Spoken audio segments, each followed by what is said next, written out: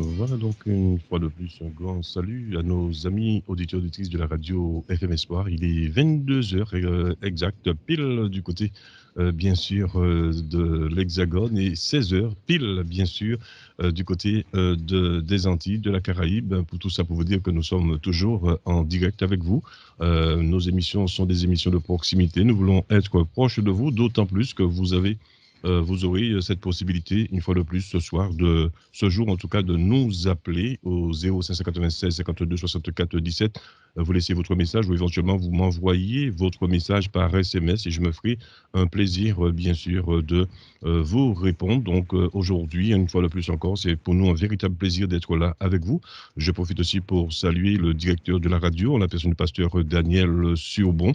Je salue aussi particulièrement nos amis de la RTU, Radio Triomphe Universel, sans oublier bien sûr les animateurs, animatrices de toutes les radios RTU, aussi du côté bien sûr de la Guyane et sans oublier bien sûr nos amis de la radio FM Espoir. Donc c'est pour moi un plaisir d'être là, je disais.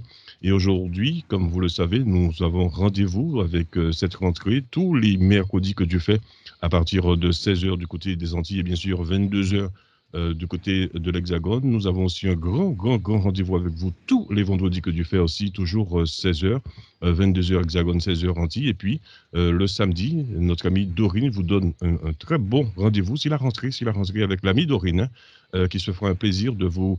Elle vous a préparé, hein, je vous dis en vérité, elle travaille, hein, elle bosse, elle transpire. Avant d'être inspirée, elle transpire. Et c'est parce qu'elle transpire qu'elle vous donne rendez-vous dans son émission Matinalement Vôtre ce samedi à partir bien sûr il sera exactement 5 heures du matin du côté des Antilles et bien sûr il sera 11 heures du côté de l'Hexagone et moi aussi je vous donne l'après-midi rendez-vous dans l'émission Gospel Plus que nous allons recevoir notre ami Bibi Pierre du côté des États-Unis. Ce sera bien sûr 16 heures du côté des Antilles et 22 heures du côté de l'Hexagone et puis surtout n'oubliez pas ce grand rendez-vous tous les dimanches matins dans cette émission spéciale. Nous allons avoir aussi un message spécial pour vous ce dimanche, c'est 5 heures du matin. Et bien sûr, il sera 11 heures du côté de l'Hexagone. Voilà. Donc, ceci étant dit, je vous rappelle que vous êtes dans l'émission sur le chemin du savoir. Donc, nous avons préparé, hein, notre programme est déjà bouclé pour vous pour ce mois de septembre. Nous allons recevoir de très bons intervenants. Je ne dirais pas qu'on les a sélectionnés, mais s'il faut être... voilà, il y en a beaucoup, mais nous avons dû faire des choix par rapport à leur réactivité, bien sûr. Donc, aujourd'hui, nous avons le plaisir et l'honneur de recevoir l'apôtre Antoine Nienke, qui, chaque fois que nous lui demandons d'intervenir, il est toujours disposé, disponible. Et par son intermédiaire, je remercie le pasteur Chevrier qui nous a mis en relation avec l'apôtre Antoine Nienke. C'est pour nous un véritable plaisir de le recevoir sur ce plateau, d'autant plus qu'il a choisi une thématique, je dirais, très difficile, puisque après mes questions aussi vont ressortir. Vous connaissez déjà un petit peu. Je suis neutre, hein. Je suis neutre, donc je pose des questions neutres et je me mets aussi à la place des auditeurs. Donc il joue bien aussi le jeu, il a compris cela aussi. Donc c'est pour ça que c'est pour nous un véritable plaisir de le recevoir et nous allons essayer de le recevoir le plus que possible. Donc je rappelle le thème de ce soir, le monde est sous la puissance du malin. Voilà une question qui, je pense, qui est d'actualité et je pense que il va vraiment développer, il a 1 heure pour développer son sujet tranquillement et après quoi je passerai aux questions et si entre-temps vous avez des questions, n'hésitez pas à m'envoyer vos questions et je profite aussi pour saluer aussi notre amie Dorine qui coordonne toutes nos émissions, qui met tout cela de manière, tout est planifié, tout est organisé et c'est la raison pour laquelle qu'on ne transpire pas beaucoup. Donc je remercie l'amie Dorine pour le travail de fond qu'elle fait. Et aussi hein, sans oublier le pasteur Chevrier aussi, qui fait aussi un travail formidable. Et j'ai une surprise pour vous pour cette rentrée, parce que ça se pourrait que vous allez pouvoir podcaster nos émissions. Je ne dis pas plus, mais toutes nos émissions, vous allez pouvoir les réécouter de manière plus large. Hein. Nous allons essayer d'avancer en eau profonde. Donc, c'est fort possible que nous ayons une chaîne YouTube très prochainement, mais je vous tiens informé, ce sera peut-être dès demain, sans nul doute. Donc, vous allez pouvoir entendre toutes nos émissions en podcast. Donc, ça, c'est la bonne nouvelle du mois de septembre. Et je disais aussi, voilà, donc ceci étant dit, je demandais aussi à nos amis de bien, puisque nous avons aussi avec nous je dirais notre présentateur aussi, Guy Calix, est toujours présent. Il coordonne tout cela aussi. Et puis, son sourire aussi nous donne ce courage d'avancer plus loin. Donc, c'est pour nous un véritable plaisir qu'il soit là avec nous ce jour. Donc, je vais demander, dans un premier temps, au pasteur, l'apôtre Antoine Nyanké, de bien vouloir saluer nos amis auditeurs, auditrices de la radio FM Espoir. Et dans un deuxième temps, notre ami Guy va saluer aussi nos amis auditeurs, auditrices de la radio. En tout cas, bienvenue. Et c'est pour nous un véritable plaisir, apôtre Nyanké, de vous recevoir sur ce plateau. Bien, mais je vous remercie pour donc, cette voilà, donc occasion. je laisse la place au pasteur Nyanké pour voilà. Ok, donc comme je disais, je vous remercie donc pour l'occasion que vous m'offrez encore ce soir pour développer ce thème. Je voulais saluer le directeur donc de Radio FM Espoir, saluer donc les auditeurs, saluer également Guy Calix et vous, pasteur Jules, je vous salue aussi. Et j'espère que le Seigneur nous aidera encore ce soir à comprendre cette thématique. Absolument. En tout cas, d'ores et déjà, un grand merci à vous pour votre réactivité et surtout votre disponibilité, malgré toute la charge que vous portez. Vous êtes là avec nous. C'est pour nous, je le dis tranquillement, c'est pour nous un privilège. Donc, je laisse à notre ami Guy saluer nos amis auditeurs auditrices. Et après quoi, tout de suite, nous vous laissons la place. Et je voulais juste, entre parenthèses, saluer, je ne sais pas si Jean-Denis nous écoute. Je le salue très fraternellement et je souhaite à Jean-Denis un bon rétablissement. Il va se reconnaître. Voilà. Donc, Guy. Merci Jules. Bonsoir, bonsoir apôtre Antoine Nyanké. Bonsoir. Bonsoir aux auditeurs et auditrices de Radio FM Espoir. C'est un grand plaisir d'être avec vous ce soir. Voilà.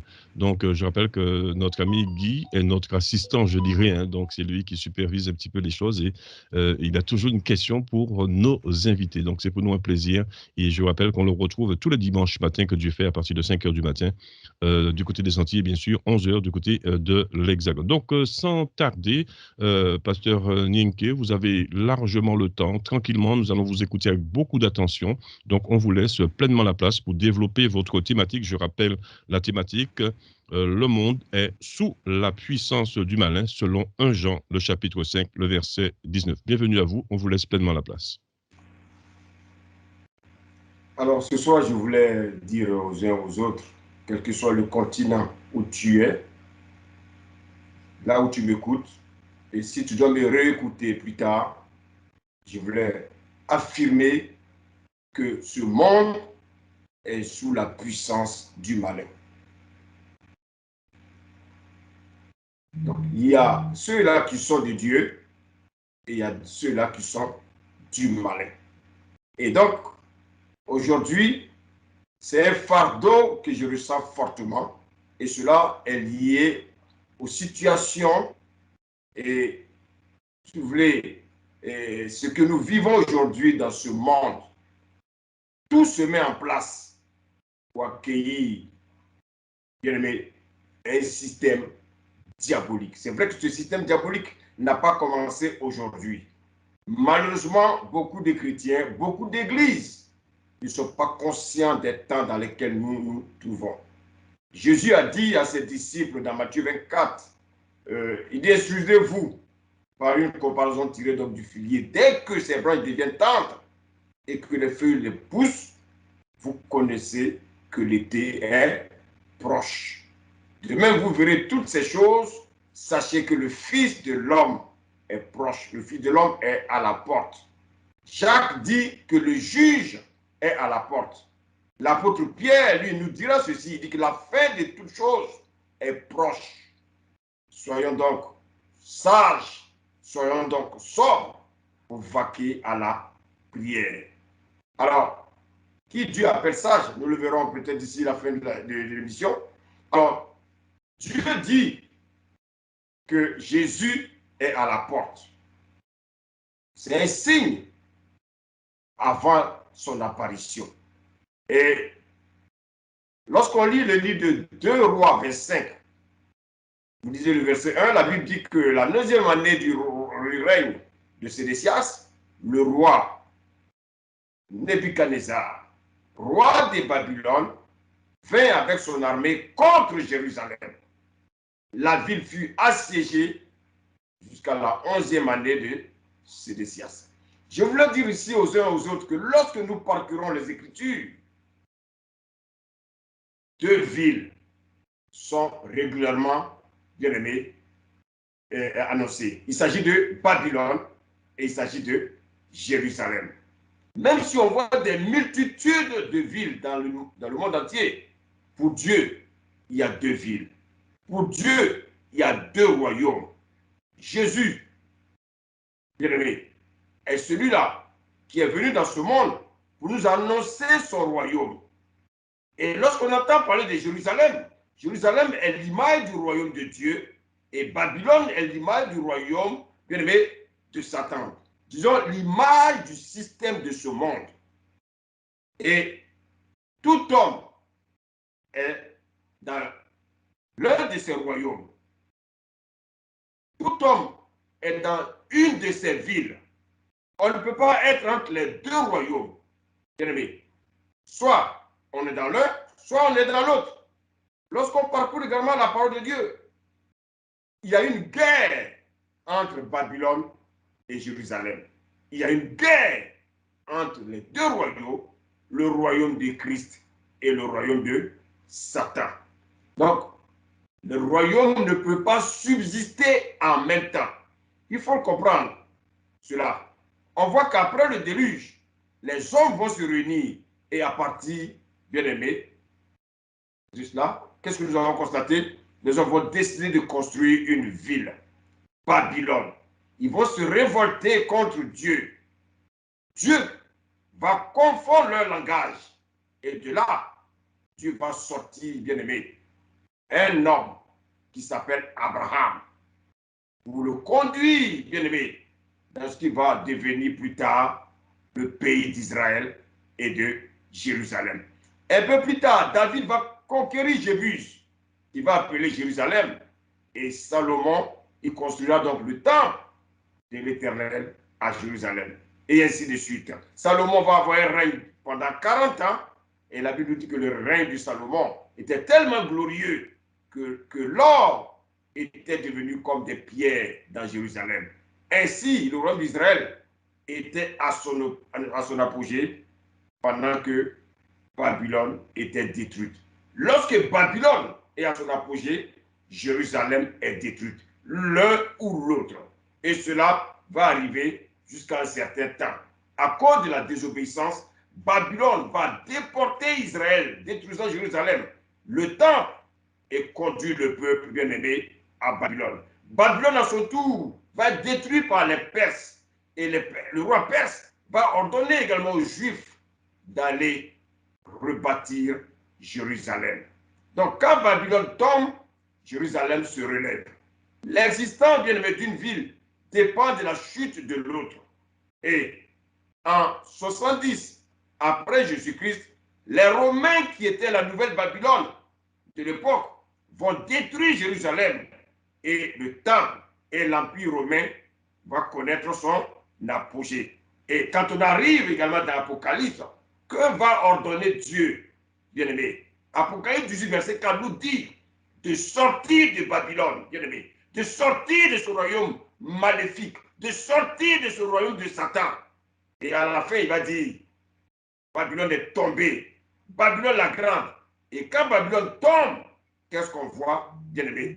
Dans Apocalypse 21, verset 2, la Jérusalem céleste qui descend, bien-aimé, du ciel. Donc, comme je l'ai dit, il y a 2 royaumes, il n'y a pas 3 royaumes. Et aujourd'hui, bien-aimé, c'est maintenant qu'il faut faire son choix. Donc, depuis le commencement, il y a constamment une opposition entre Jérusalem et Babylone. Donc, la Bible, bien-aimé, nous raconte une histoire de 2 royaumes, une histoire de 2 villes, Babylone et Jérusalem. La Bible est également l'histoire de 2 chemins. On trouve ça dans Deutéronome 15. Au peuple d'Israël, Dieu a dit, je mets devant toi la vie et la mort, le bien et le mal, mais choisis la vie. Donc toi qui es chrétien aujourd'hui, Dieu te demande de choisir la vie. Et tout homme est placé devant 2 chemins, le chemin de la vie, le chemin de la mort. Tout homme se doit de choisir. Et la Bible est là pour nous montrer quel choix nous devons faire. Dès le commencement, la Bible nous montre que nous sommes dans un monde qui était au commencement, parfait. La Bible nous dit, après la création, que Dieu vit que cela était très bon. Cela veut dire que le monde était parfait quand il est sorti des mains du Créateur. Tout était harmonieux. Et voici que dans le jardin d'Éden, un drame va survenir, le drame du péché. Le péché va briser le monde en deux camps, bien aimé. Le camp du mal, le camp du bien. Le camp, bien aimé, de Satan et le camp du Seigneur. La preuve en est, dans la première prophétie de la Bible, Dieu va dire dans Genèse 3,15 que Dieu parle du serpent. Il parle donc de la postérité, bien aimé, du serpent, et il parle de la postérité de la femme, bien aimé. Alors, cette postérité de la femme, c'est celle de Jésus, et la postérité, bien aimé, du serpent, que Jean-Baptiste appellera la race des vipères, c'est la postérité, bien aimé, du diable, bien aimé. Alors, sachons une chose, il n'y a pas trois camps, il y a deux camps, bien aimé. On le voit également avec Caïn et Abel. On le voit aussi dans la génération bien aimée du Jélus, qui était opposé aux gens comme Enoch et Noé. Et à chaque fois, il y a cette opposition entre le bien et le mal. Il y en a aussi pour ces villes, Babylone et Jérusalem. Alors, essayons de définir Babylone. Quand on lit Genèse 11, du verset 1 au verset 9, on va pas le lire pour ceux vraiment qui voudraient le lire, donc je vous le conseille. Mais qu'est-ce qu'on constate? Déjà, nous savons que Genèse signifie Bereshit en hébreu. Donc, Genèse, c'est le livre du principe, bien aimé. Le livre de Genèse, c'est le principe de toute l'histoire de l'humanité. C'est le principe de toute la Bible, bien aimé. Tout ce qui est dans la Genèse se trouve dans les autres livres de la Bible, mais de manière cachée. Tout ce qui est arrivé au patriarche Abraham, à l'époque de la Genèse, n'était qu'une prophétie pour tout ce qui doit arriver à notre temps jusqu'à la fin des temps. C'est-à-dire, en lisant Genèse, on peut voir l'Esprit de Dieu nous éclairer, bien-aimés. Effectivement, on se retrouve après le déluge et toute l'humanité, bien-aimée, va être traumatisée par un déluge. Et cette humanité va être conduite par un homme qu'on appelle Nimrod, qui signifie se révolter, se rebeller. Nimrod est le prototype du rebelle. C'est une préfiguration de l'homme, bien-aimé. L'homme qui va venir régner bientôt sur la terre. Il va partir, bien-aimé, avec cette humanité. Et Achinéa, qui est Babylone. Et ils vont se dire, les uns les autres, faisons une tour, construisons-nous des briques. Et la tour touche le ciel, afin de ne pas être dispersé par la terre. Que fait Dieu? Dieu va descendre et arrêter l'œuvre des hommes. Mais on peut se poser cette question. Qu'est-ce qui gênait tant Dieu pour l'œuvre des hommes?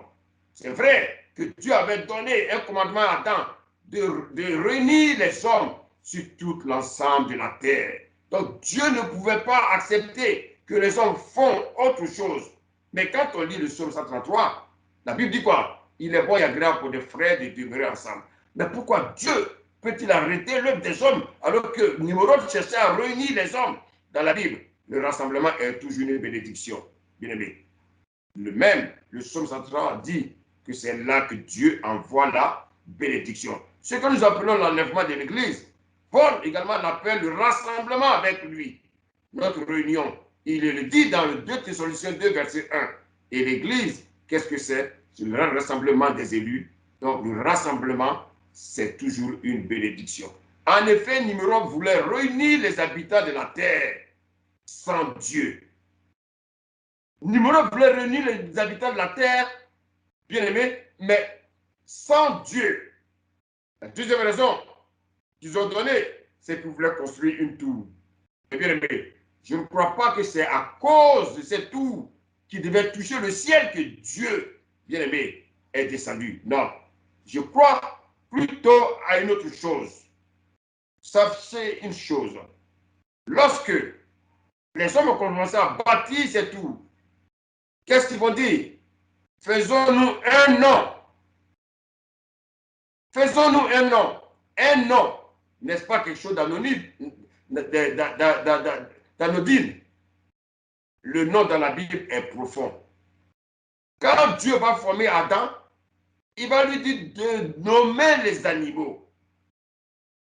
Si les animaux portent leur nom aujourd'hui, ce n'est pas Dieu qui a donné le nom à ces animaux-là.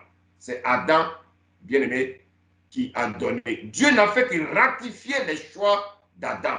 Parce qu'Adam était fait à l'image de Dieu.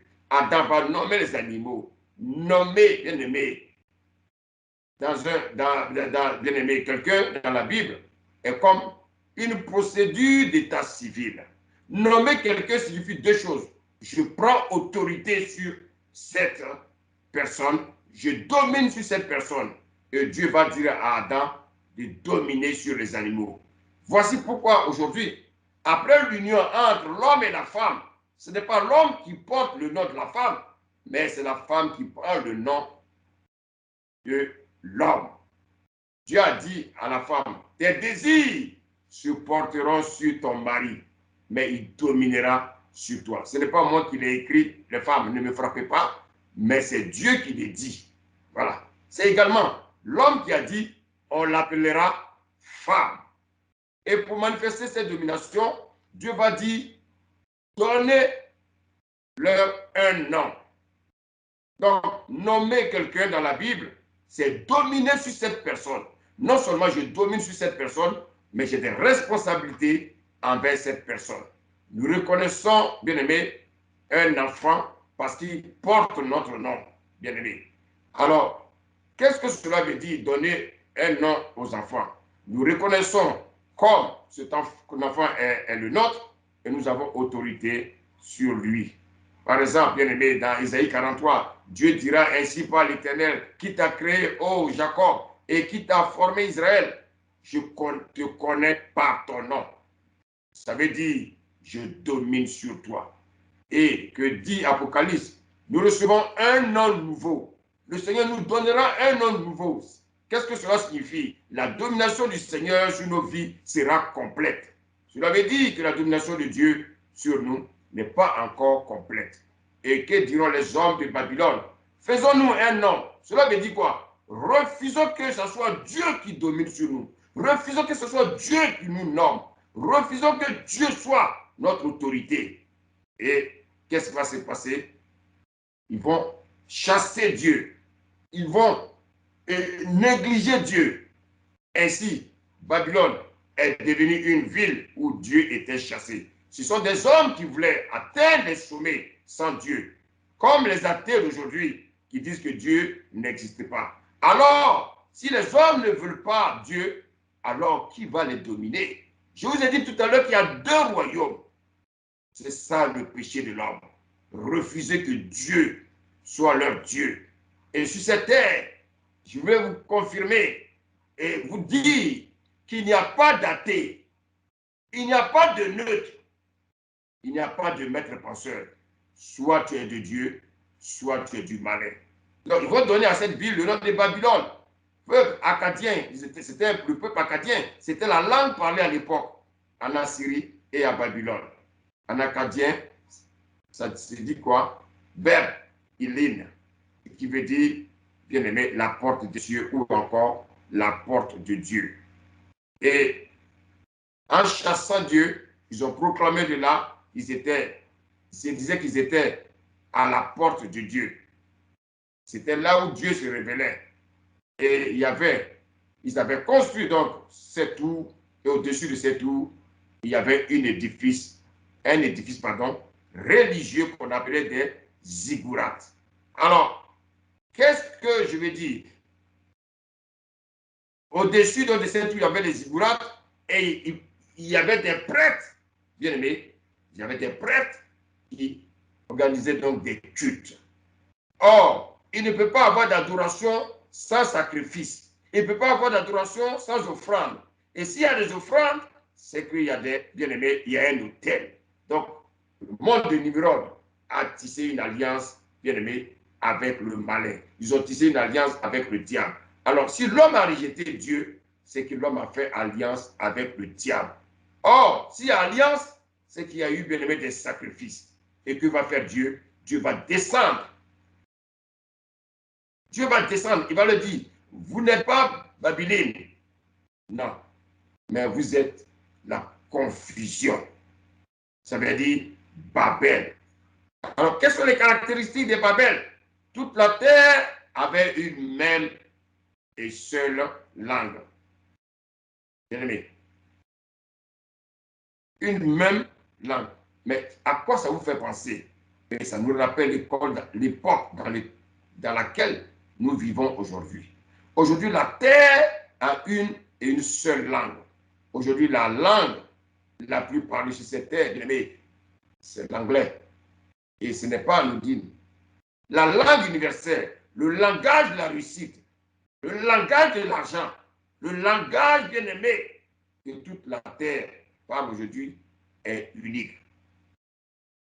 Bien-aimé, toute la terre aura une monnaie.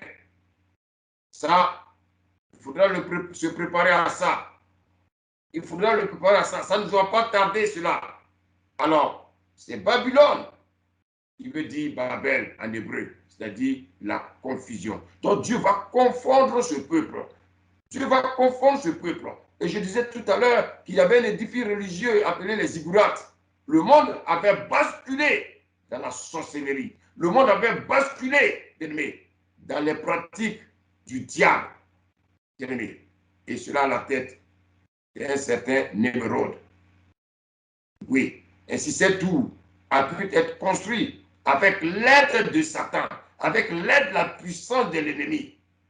Et Némérode va bâtir cette tour, un hôtel, et c'est là-bas qu'ils vont invoquer Satan. Alors, qu'est-ce que nous devons comprendre? Il n'y a pas de royaume sans avoir bâti d'hôtel. Bâtir un hôtel, bien aimé, c'est avoir une divinité. Et donc, c'est tout était bâti par Nimrod. Et la divinité que Nimrod adorait, c'était Satan. Heureusement, Dieu va intervenir. Dieu va les confondre. Et cela, qu'est-ce qu'on va constater? Dieu va libérer ceux-là qui étaient sur la terre. Et Dieu va les disperser. Mais en les dispersant sur toute la surface de la terre, ils vont créer d'autres peuples. Ils vont créer d'autres civilisations. Mais sous le contrôle toujours de qui? Sous le contrôle de Satan. D'où l'idée de continuer le projet de Babel. Le projet de Babel sera toujours d'actualité. Le monde dit que les hommes passent, les institutions restent. Les présidents d'institutions passent, mais les institutions restent. Regardez bien, les secrétaires généraux de l'ONU passent, mais l'ONU reste. On a connu les Boutros Ghali, on a connu bien aimé les Kut Waldan, on a connu les Varié Pérez, on a connu le Kofi Annan, mais ils sont partis, mais l'ONU reste. Donc les hommes passent, les institutions restent.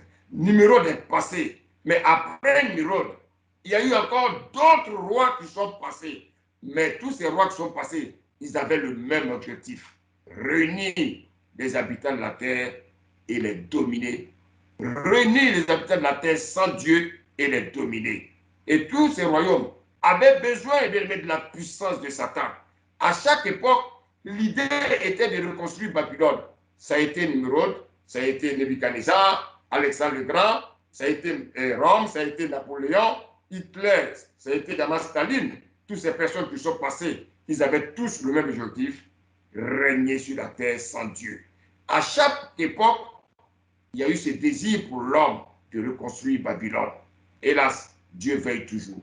Mais selon les prophéties bibliques, un personnage au temps de la fin viendra rassembler toute la terre dans sa dernière révolte contre Dieu, contre la parole de Dieu et contre les enfants de Dieu.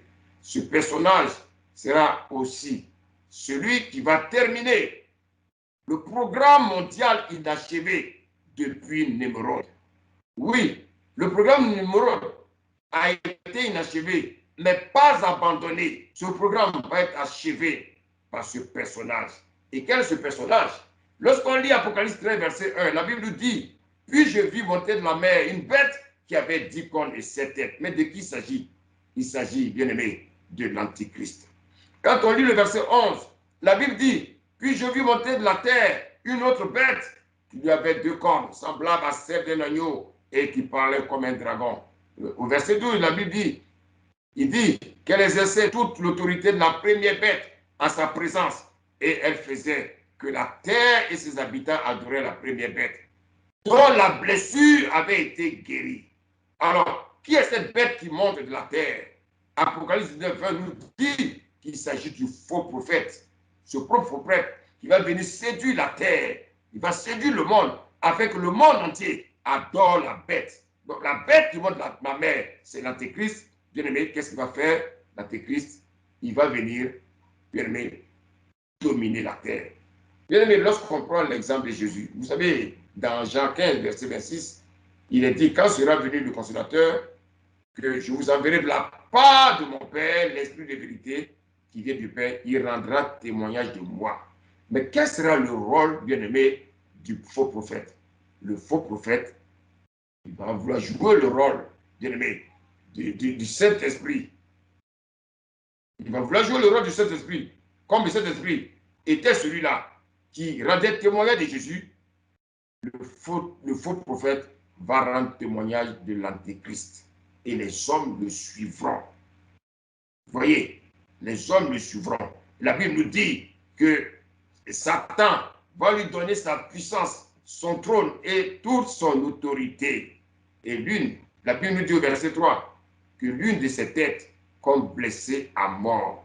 Et il faut savoir que cet antéchrist, tout à l'heure quand on a lu le verset 1, la Bible nous dit qu'il avait 7 têtes et 10 cornes. Mais les 7 têtes, qui étaient ces 7 têtes? Il y avait l'Égypte, il y avait la Syrie, il y avait Babylone, la coalition médo-perse, la Grèce et l'Empire romain. Alors la Bible dit qu'une de ces têtes fut blessée. Nous savons que Jean-Baptiste avait annoncé la venue du royaume.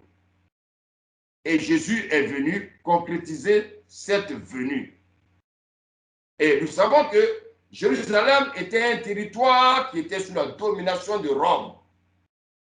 Et la Bible nous dit, quand on lit Jean 12, verset 24, je vous le dis, le grain de blé qui est tombé en terre, s'il meurt, il reste seul. Mais s'il meurt, il porte beaucoup de fruits. Donc Jésus était ce grain qui a été ensemencé et qui va ressusciter et qui va faire grandir le royaume. Et la présence de Jésus, bien aimé, va faire entorse au royaume de Rome qui régnait en ce temps-là. Et quand on lit Daniel 2, verset 32 à 45, il est question, bien aimé, de la statue de Nebuchadnezzar. La tête, la Bible dit que la tête était en or, la poitrine et ses bras étaient en argent, son ventre, ses cuisses étaient d'airain, ses jambes étaient de fer, ses pieds en partie de fer et en partie d'argile. Et la Bible dit au verset 34, lorsqu'une pierre se détacha, sans le secours d'aucune main, frappa les pieds de fer et d'argile de la statue et les mit donc en pièces. De quoi s'agit-il, bien-aimé? La statue, bien-aimé, les pieds de fer et d'argile n'étaient autre que le royaume de Rome que Jésus, en venant sur la terre, bien-aimé, va frapper.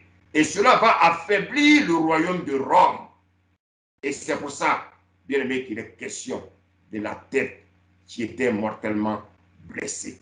Et Jésus va donner un commandement, il va dire, allez, faites de toutes les nations des disciples. Et nous avons vu, quand on parcourt les évangiles, il y a eu des empereurs, il y a eu même des hommes d'armée, bien-aimés, qui ont accepté Jésus. Et cela signifie que, quelque part, la puissance de Christ avait commencé à gagner le cœur. Et cela a été, bien-aimé, n'a pas été quelque chose d'arrangeant donc pour le peuple de Rome. Donc Rome va se sentir fragilisée. Voici pourquoi il est question, bien-aimé, de cette bête qui va être blessée, bien-aimé, à mort.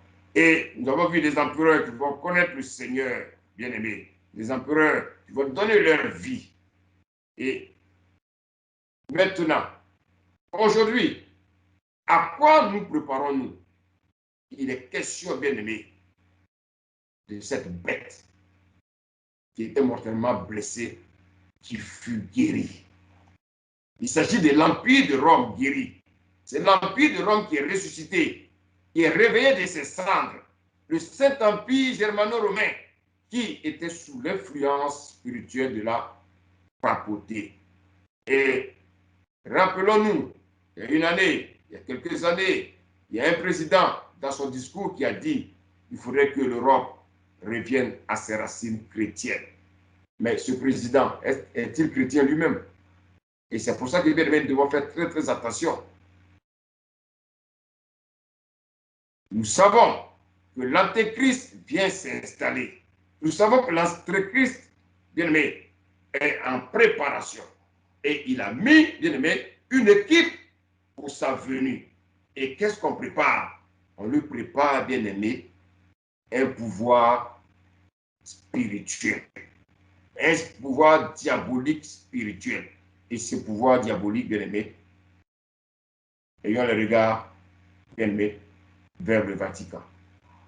Alors, quand il dit qu'il faut revenir à sa racine, qu'est-ce que cela signifie? C'est de mettre ensemble le politique, le temporel et le spirituel ensemble. Ça veut dire quoi? Cela veut dire que le spirituel va retrouver sa force.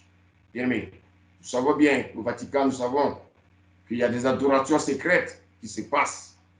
Alors, l'Europe va retrouver, bien aimé, sa racine secrète, mais elle sera accompagnée par Rome avant la venue, bien aimé, avant la venue complète du royaume de Dieu.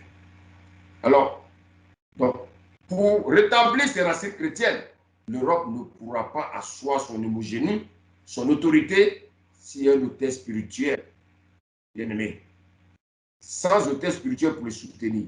Alors qu'aujourd'hui, l'Église est encore sur la terre. L'Église est encore sur la terre. Rappelez-vous, les États-Unis ont dominé parce qu'ils avaient un autel spirituel de la foi chrétienne qui les soutenait. Une fois les États-Unis ont commencé à tourner le dos à l'Évangile, à tourner le dos à Israël, il y a eu l'apostasie aux États-Unis. Donc l'Europe veut régner, mais elle a besoin d'une puissance spirituelle. Et de même, l'Antéchrist veut régner, mais il a besoin également d'une puissance spirituelle. Bien-aimés, nous sommes dans les temps où les chrétiens doivent ouvrir les yeux. Il n'y a pas, bien-aimé, une autre possibilité. Ce n'est pas par science ni par l'économie que l'Europe va s'implanter mondialement. L'Europe a besoin, bien-aimé, d'une puissance spirituelle pour soutenir, bien-aimé, son ascension. Et quand on lit 2 Thessaloniciens 2, verset 9, la Bible dit que l'apparition de cet homme se fera par la puissance de Satan, avec toutes sortes de miracles, de signes et de prodiges. Écoutez-moi bien, l'Antéchrist ne peut pas régner tant que le royaume de Dieu est sur terre. Pourquoi? Le royaume, quand un royaume est à son apogée, il y a un autre royaume qui est en souffrance. Aujourd'hui, l'Église est encore sur la terre. Donc, il est difficile aujourd'hui à ce royaume-là de venir s'installer. Un royaume ne peut pas être soutenu par 2 autels. Il faut qu'un autel disparaisse, bien aimé, pour qu'un autre autel apparaisse. Quel est l'autel qui soutient bien aimé, le royaume de Dieu? L'Église aujourd'hui est prête et conduite par le Saint-Esprit. Et tant que le royaume de Dieu est sur la terre, aucun autre royaume ne peut venir régner. Et ça, les chrétiens doivent le savoir. Parce que, bien aimé, il faut éviter de vivre dans l'iniquité, dans le péché. Parce que si tu vis dans le péché, tu ne fais pas partie du royaume de Dieu. La Bible dit, ce royaume s'apprête à s'installer, mais qui le retient? Le royaume de Dieu et sa puissance. Le royaume de Dieu et son autel. Rappelez-vous, lorsque, dans Juge 6, verset 25, qui régnait en Israël? C'était Madian. Et Madian dominait sur Israël. Pourquoi? Parce que Madian avait érigé l'autel bien-aimé des Baals. Et c'est cet autel-là qu'il tirait leur puissance. Mais pour qu'Israël puisse régner sur Madian, il fallait poser un acte. Et Dieu va demander à Gédéon de prendre un jeune taureau et un second taureau de 7 ans, bien aimé, de renverser d'abord l'autel de Baal de son père et abattre les pieds sacrés qui était au-dessus. Et c'est après cela, il allait bâtir l'autel de l'Éternel. Et sans cela, que bien aimé, le monde est ainsi fait. Donc, pendant que l'Église est sur la terre, Satan ne peut pas régner. Oui, parce qu'on ne peut pas avoir deux autels, bien aimé, sur la terre. Deux royaumes ne peuvent pas régner en même temps. Quand un a son apogée, l'autre est en destruction. Et donc, nous le disons, comme je l'ai dit, le royaume de Dieu a installé son autel à la croix de Golgotha où le sang de Christ a coulé. Donc, depuis la naissance du royaume de Dieu, c'est-à-dire l'Église, et ce jour des morts ne prévalent point contre elle et nous a donné donc les clés du royaume. Et dans 2 Thessaloniciens 2, verset 3, il est dit que l'homme du péché, le fils de la perdition, va paraître. Mais à quel moment va-t-il paraître? Lorsque le royaume de Dieu va disparaître de la terre.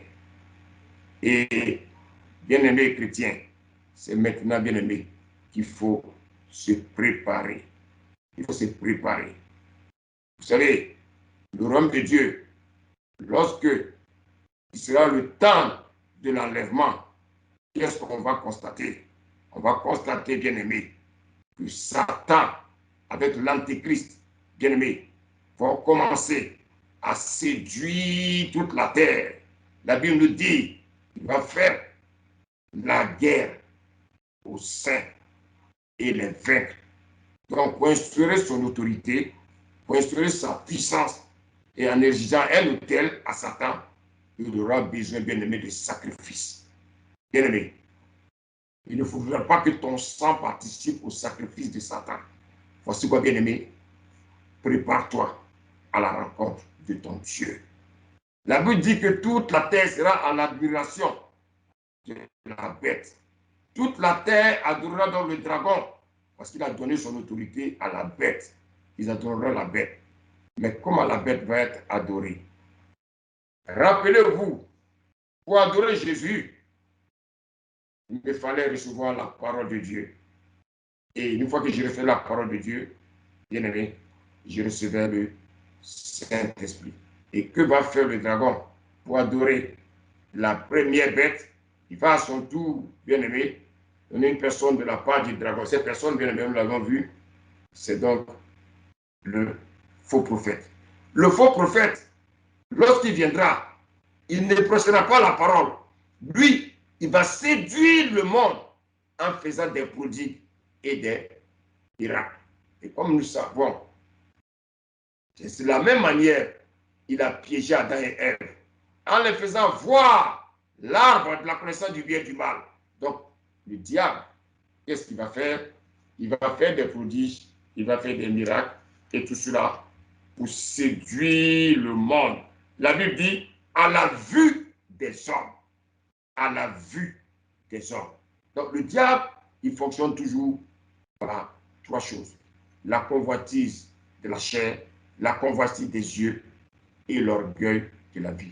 Et c'est pour ça que le Seigneur nous dit, n'aimez point le monde, ni les choses qui sont dans le monde. Car celui qui aime le monde, l'amour du Père n'est point en lui. Et c'est ce que Satan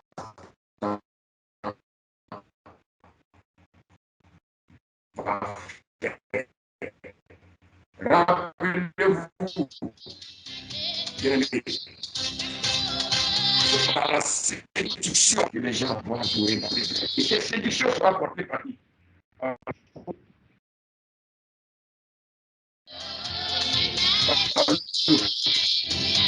Au prophète. Au prophète. Bien-aimé, va séduire le monde à adorer, bien-aimé. Adorer.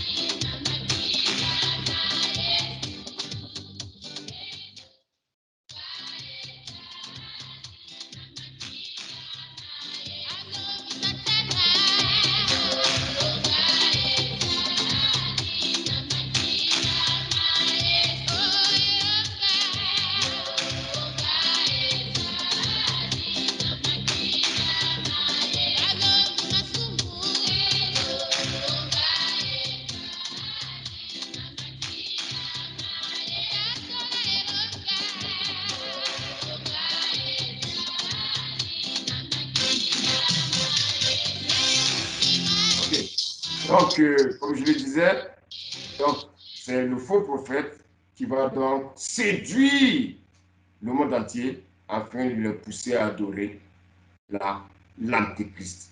Vous savez que le diable copie toujours Dieu. Dieu est à la fois le Père, le Fils et le Saint-Esprit. Dieu est omnipotent, il est omniscient, il est omniprésent. Mais regardez, le diable, il n'est ni omniprésent, ni omniscient, ni omnipotent. Donc le diable, pour exercer, bien aimé, sur la terre, il a besoin de deux autres personnes. Alors que en Dieu, on a Jésus, en Dieu, on a le Saint-Esprit. Et vous savez, le diable va mettre tout son bateau pour avoir le maximum de personnes sur la terre. Il va faire tout son possible, bien aimé, pour que le monde soit séduit. Voici pourquoi, toi qui m'écoutes, c'est le temps de ranger ta vie. Le diable, bien aimé, il est prêt à détruire tout. La Bible nous dit que le consolateur que je vous enverrai de la part du Père, il rendra témoignage de moi, Jésus. De la même manière, l'Antéchrist enverra le destructeur de la part du dragon. Et il rendra témoignage de qui? Il rendra témoignage d'Antéchrist. Donc, en rendant témoignage de l'Antéchrist, c'est-à-dire la bête, la première bête, il cherchera à faire, bien aimé, il cherchera à faire le faux prophète, il poussera les hommes à adorer l'Antéchrist. L'Antéchrist sera envoyé par qui?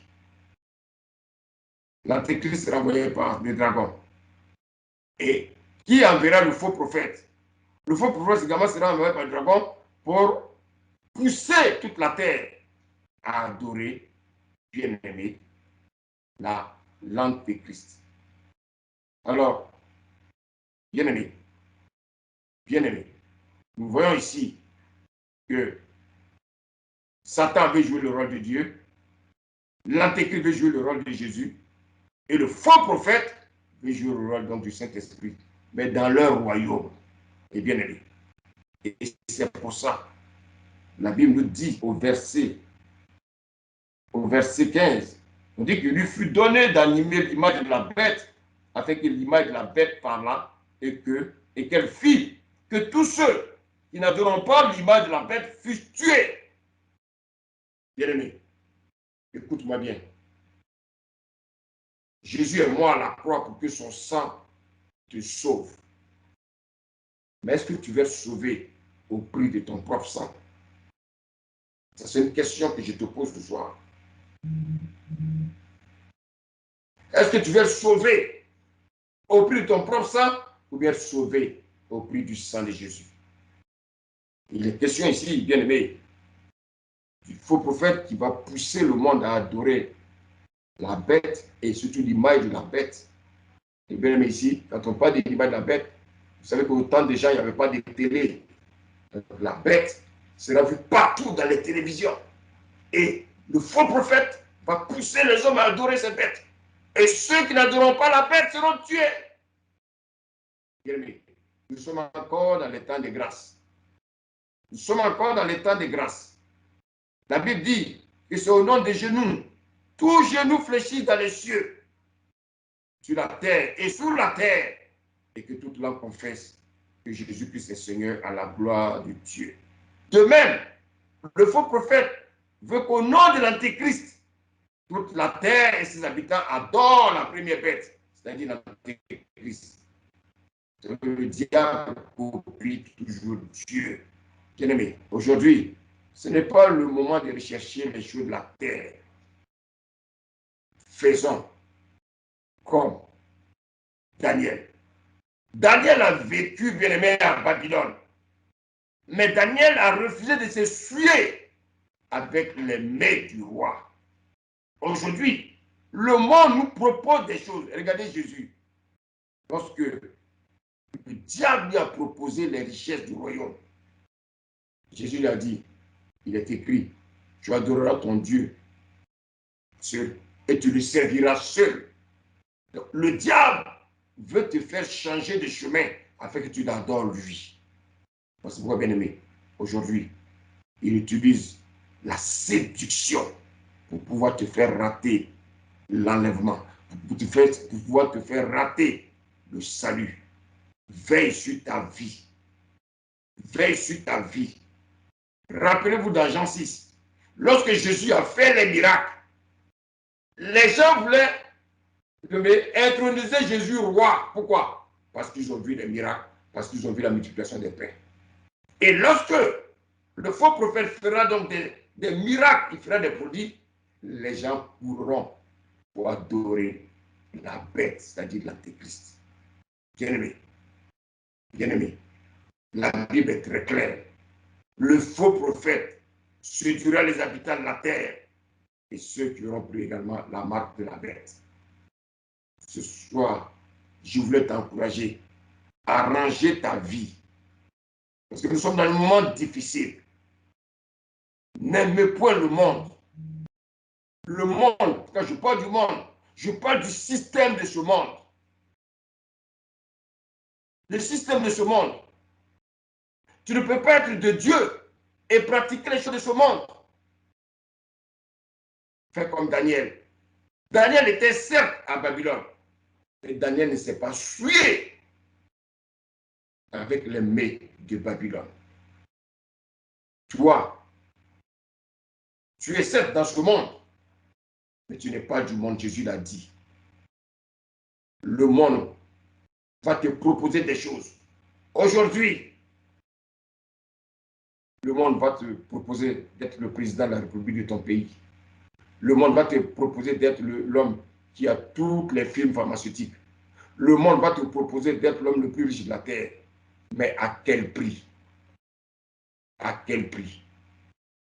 À quel prix? Voici pourquoi, bien-aimé, toi qui m'écoutes, c'est le temps de faire la paix. C'est le temps de rechercher la face de Dieu. Bien-aimé, c'est le temps. C'est le temps. La Bible dit au verset 16 de Apocalypse 13, et elle fit que tous, petits et grands, riches et pauvres, libres et esclaves, reçurent une marque sur leur main droite et sur leur front. Bien-aimé, tu peux échapper à tout cela. Tu peux échapper à tout cela. Mais en quoi faisant? En vivant dans la sanctification. Et surtout, en marchant par la foi. En marchant par la foi. En marchant par la foi. Et lorsque tu pratiqueras, tu marcheras par la foi, tu pratiqueras les bonnes œuvres. Marche par la foi. Marche par la foi. Nous sommes dans un monde où le Seigneur aujourd'hui nous demande de marcher par la foi. Parce que, bien aimé, il y a trop de tentations. Le diable nous tente tous les jours. Et c'est pour ça que, pour éviter tout cela, le Seigneur nous demande de marcher par l'Esprit. Si nous marchons par l'Esprit, nous n'accomplirons pas les désirs de la chair. Avant le retour définitif de Jésus, bien aimé, l'Antéchrist se met en place. Aujourd'hui, qu'est-ce qu'on assiste? On assiste de plus en plus à l'apostasie dans l'Église. Aujourd'hui, de plus en plus, les chrétiens commencent à baisser les bras. C'est le moment, bien aimé, de se réveiller. Il faut se réveiller parce que les temps sont difficiles. Les temps sont difficiles. L'Antéchrist a déballé son programme et il arrive. Cela signifie quoi? Que nous ne sommes pas loin. Nous ne sommes pas loin. Nous ne sommes pas loin. Église, prends conscience des temps dans lesquels nous vivons. Prends conscience des temps dans lesquels nous vivons. Parce que Jésus-Christ est encore là. Nous sommes encore dans les temps de grâce. Bientôt, le rideau sera fermé. Après le temps de grâce, ce sera le temps du jugement. Je ne souhaite pas ça même à mon pire ennemi. Chrétien, fais la paix autour de toi. Vis dans la sanctification. Et sans cela, que ton salut sera effectif. Marche par la foi. Marche par la foi. Chrétien, fuis le monde, fuis les choses du monde et attache-toi à ton Dieu, car les temps sont mauvais. Que le Seigneur vous bénisse. Amen.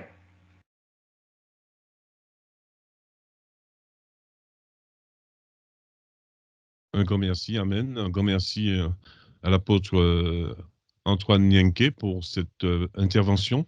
Donc, dans quelques instants, nous allons passer à peu près quelques minutes de questions ayant trait, bien sûr, à cette intervention. Je vous rappelle que vous êtes dans l'émission Sur le chemin du savoir, émission présentée et réalisée tous les mercredis que Dieu fait à partir de 16h du côté des Antilles et bien sûr 22h du côté de l'Hexagone. Je profite aussi pour saluer tous nos amis auditeurs, auditrices fidèles de cette radio, vous qui nous écoutez sur le net, nous vous saluons. Donc, nous allons essayer de poser quelques questions, mais avant quoi, je vais permettre à tout un chacun d'aller prendre un petit thé tranquillement, un petit café s'il le faut, le temps de faire une petite pause musicale. Et après quoi, on revient justement pour une série de questions. Donc, n'hésitez pas aussi à m'envoyer vos questions. Voilà, donc je fais une pause musicale. Et je voudrais dédier ce morceau à toute personne qui nous écoute, bien sûr, sur le net. Voilà, c'est parti pour vous. Et bien sûr, sur 97.3 MHz.